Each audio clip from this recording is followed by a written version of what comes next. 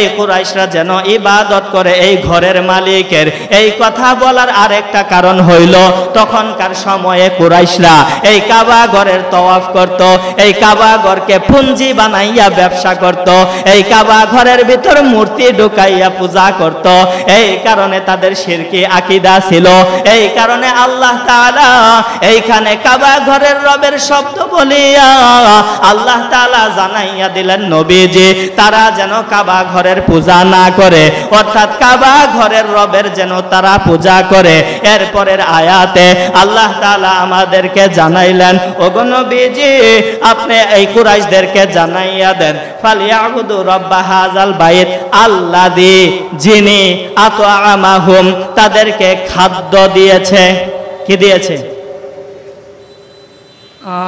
আপনাদেরকে সহজভাবে বোঝাই।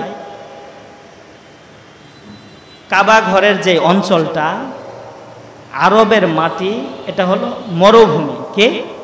মরুভূমি। এইখানে কোনো ফসল হয় না। কি হয় না? ফসল হয় না।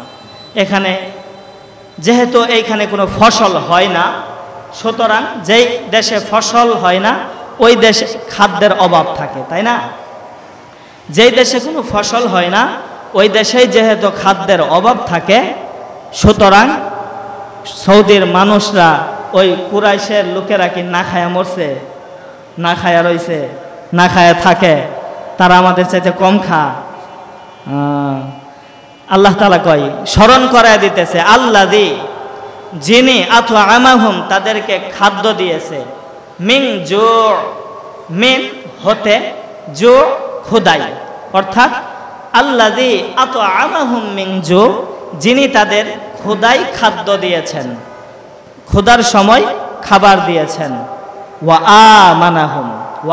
আমানাহুম, এবং তাদেরকে হেফাজত করেছেন, তাদেরকে নিরাপত্তা দিয়েছেন, মিন হতে খৌফ, ভয়, মিন খৌফ অর্থাৎ ভয় থেকে। কেমন নিরাপত্তা? ওই যে বললাম, তারা যখন সফরে যাইতো, যখন ব্যবসার কাজে যাইতো, ওই ডাকাত দলেরা আক্রমণ করত ঠিক, কিন্তু তাদের ভয়ে আবার পিছপা হয়ে যাইতো, তাদেরকে ধরতো না।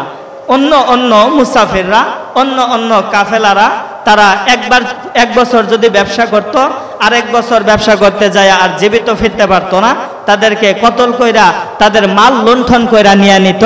কিন্তু এই কুরাইশদেরকে আল্লাহ তাআলা, তারা যখন ব্যবসা করতে যাইতেন, তারা যখন সফরে বাহির হইতেন, তারা যখন ভ্রমণ করতেন, তারা যখন বাণিজ্য করতে ইয়ামানে এবং শামে যাইতেন, তখন আল্লাহ তাআলা তাদেরকে নিরাপত্তা দিতেন।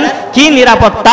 আল্লাহ তাআলা স্মরণ করায় দিলেন, ও কুরাইশবাসী, তোমরা যখন সফরে যাও, তোমাদের লোকেরাও যখন সফরে যায়, তারা জীবিত ফিরতে পারে না, কারণ তারা কাবার রক্ষণাবেক্ষণ করে না, তারা কাবার মুতাওয়াল্লি হিসেবে দায়িত্ব পালন করে না। যেহেতু কুরাইশ বংশের উপরে কাবার রক্ষণাবেক্ষণের দায়িত্ব, যখন তোমরা ওই সফর করতে যাও, যখন তোমরা ব্যবসা করতে যাও, ডাকাতরা যখন তোমাদের উপর আক্রমণ করে, তখন তারা তোমাদেরকে ভয় পায়। তোমাদের দোয়ার বরকতে যেহেতু হস্তি বাহিনীকে আল্লাহ ধ্বংস করেছে, সুতরাং তারাও আক্রমণ করে না যদি তোমরা বদদুয়া দাও আর তাগরে ধ্বংস করে দেয়। এটা কার পক্ষ থেকে হয়েছে? আল্লাহর পক্ষ থেকে।